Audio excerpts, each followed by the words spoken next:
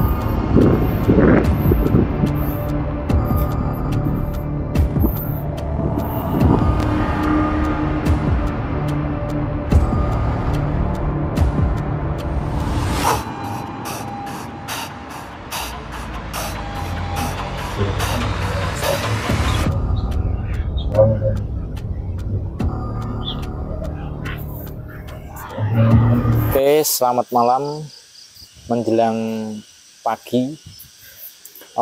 Ini saya Dimensi habis melakukan ziarah ke makam sesepuh kita, Mbah Singawijaya. Dan di malam ini kita tidak akan membahas tentang horor, tapi lebih kebudayaan, ke sudut pandang tentang ziarah atau pergi ke makam, karena nanti kita akan ngobrol tentang itu, seputar itu. Jadi tetap saksikan di Saya Dimensi untuk pembahasan malam ini di lokasi di depan makam Mbah Singawijaya. Saya Dimension untuk pembahasan awal di video ini tentang Mbah Singawijaya. Kita mulai. Mas Imron, mau ada pertanyaan atau kita ngobrol-ngobrol santai aja? Ini saya mau ada pertanyaan, Mas Arif. Ini sekarang kita di mana ya? Saat ini kita berada di depan makam Mbah Singawijaya. Nah, Mbah Singawijaya itu salah satu sesepuh di Dusun Bulu Dadapayam. Nah, dan nggak biasa Mas Imron, makamnya ini berada di atas bukit. Dan konon katanya ketika makam di atas bukit itu memang mempunyai aura atau mempunyai pas semasa hidupnya itu mempunyai sebuah kejayaan-kejayaan. Gitu. Nah, Mbah Singawijaya ini termasuk sesepuh saya, sesepuh Mas Imron juga, sesepuh Mas Faiz juga. Dan itu berkaitan di nasab juga ada. Gitu. Makanya untuk tag video pertama kali ini sebenarnya tadi kan kita ziarah dulu, kita berdoa. Ya berdoa bukan untuk meminta-minta, tapi lebih ke izin, lebih ke mendoakan sesepuh-sesepuh kita, dan lebih ke arah untuk iki lo putu nih, ini lo cucunya datang kayak gitu. Seperti assalamualaikum gitu ya. Ketok pintu lah. Oh ya. Gitu.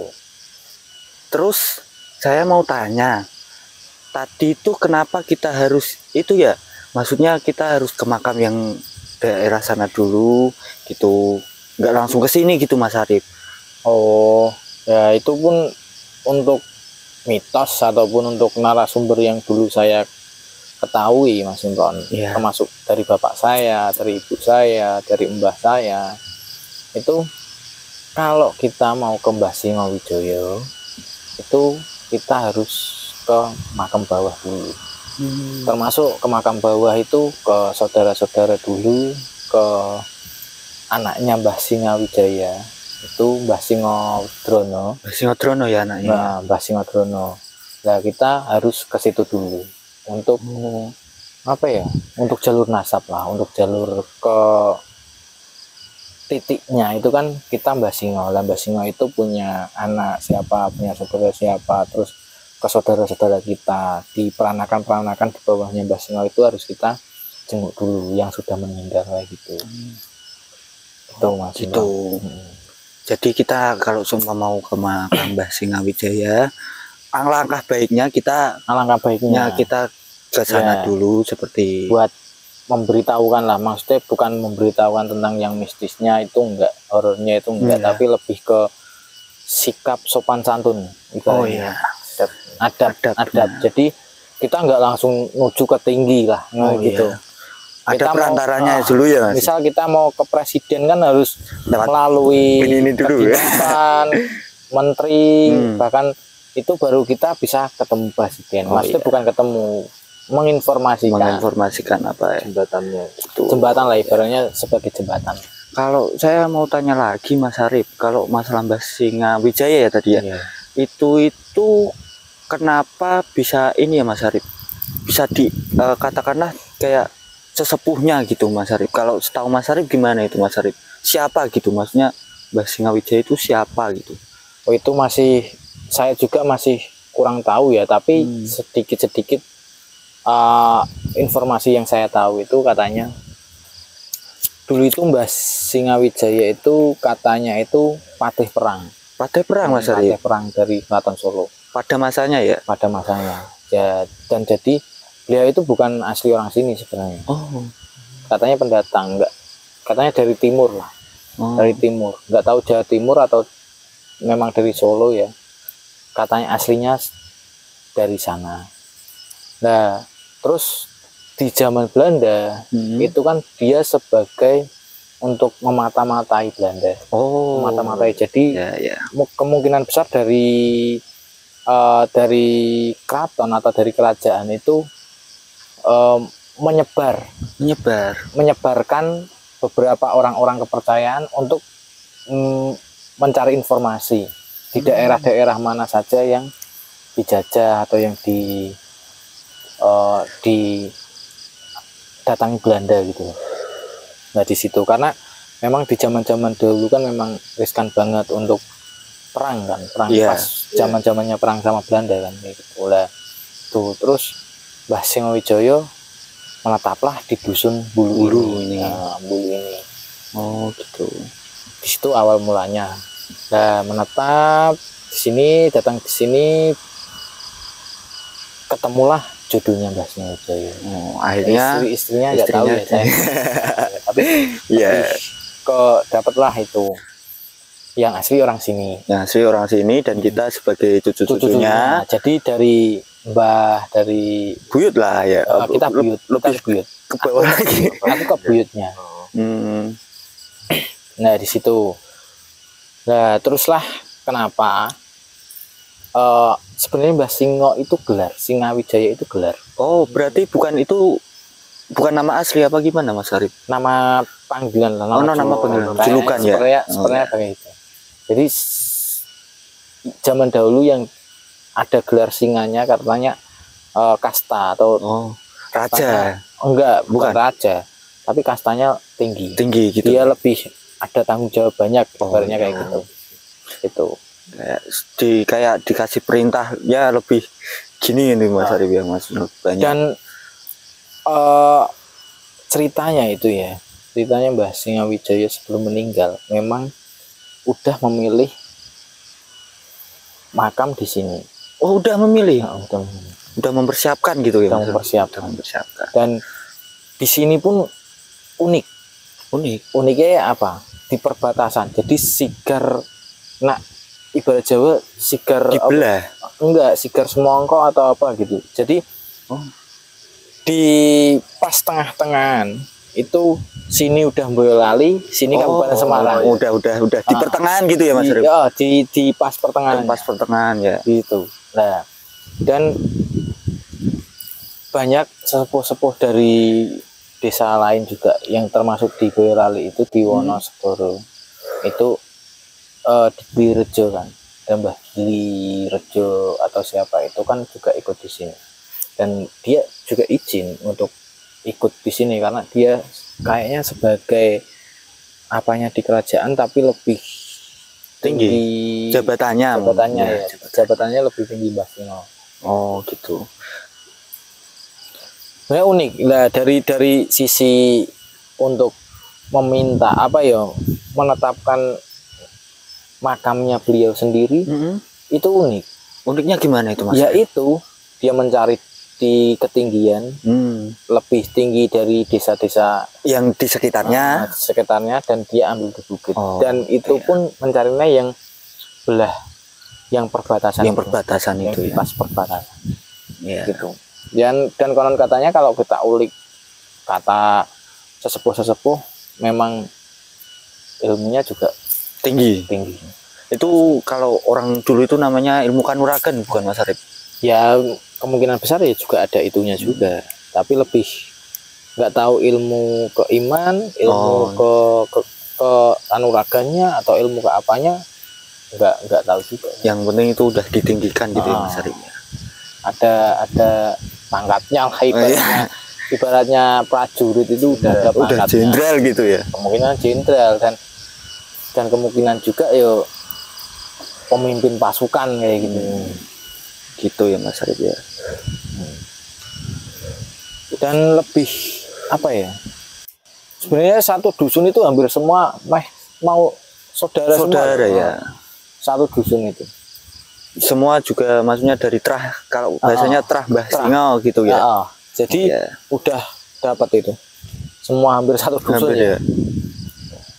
Dan istri Mbah Singo itu 2 di sini. Di sini 2. Di sini 2, ada yang dari Dadap Ayam itu juga ada, yang di katanya siapa gitu lah, Mbah Singawijaya itu kan yang di sini itu istri kedua. Oh, istri kedua malah katanya kayak gitu. Oh gitu Mas Arif. Jadi istri kedua itu mempunyai anak yang salah satunya Mbah Buyut kita itu ya Mbah Singodrono itu. Oh, berarti katakanlah Mbah Singodrono itu yang terah dari Bulu itu kebanyakan Mbah Singodrono gitu. Iya, dari Mbah Singodrono. Berarti bapaknya Mbah Singodrono itu Mbah Singowijaya. Gitu Simran. Dan menurut saya juga suatu kebanggaan ya, tapi menjadi beban juga bagi kita cucu-cucunya untuk sesepuhnya mempunyai riwayat hidup atau sejarah hidup yang baik, mungkin sebagai pengayom masyarakat ataupun sebagai tolok ukur lah, ibaratnya sampai Karang Taruna, sampai Mbah Singawijaya pun menjadi sebuah ikonik di Dusun Bulu kan. Iya, Dusun Bulu ya terutama terutama di Dusun Bulu kan. Jadi itu sebagai beban juga buat kita cucu-cucunya. Iya, yang udah karena menyandang. Kita membawa nama Trah, terus juga untuk perilaku ataupun perbuatan kita itu juga harus kita jaga untuk menjaga nama baik leluhur kita gitu. Jadi ya jangan sampai itu menciderai nama leluhur gitu. Oh gitu. Ya yang beban yang terberat itu ya saat ini kita itu menjaga ya nama baik. Gitu. Dan kenapa juga harus tadi ke dusun Bulu ke kuburan di sana kan juga di situ kuburan anaknya. Oh iya, Mbah Singodrono ya lebih tepatnya ya. Mbah Singodrono. Dan sepuh-sepuh kita juga. Dan mungkin untuk pembahasan yang lebih detailnya nanti itu ada session mungkin kayaknya lebih asik ada session untuk next session untuk ngulik Mbah Singawijaya itu lebih ke ada narasumber yang memang lebih tahu sejarahnya ya. Sejarah ataupun cerita zaman dulunya. Oke. Dan sebenarnya itu memang ada terah kerajaan sih, mesti ada terah keraton di buku atau di catatan apapun ya kayaknya ada. Tapi saya juga belum tahu pastinya gimana. Oh iya. Secara inu aja ya Mas Rip, apa Bapak Ibu memberitahunya kayak tapi gini kan ya. Masih gamblang juga, masih apa ya, belum tahu pasti juga. Kejelasannya belum tahu. Ya mungkin itu aja saya mau tanyakan. Mungkin dari Mas Pais ada yang mau ditanyakan lagi? Ya, cukup saya.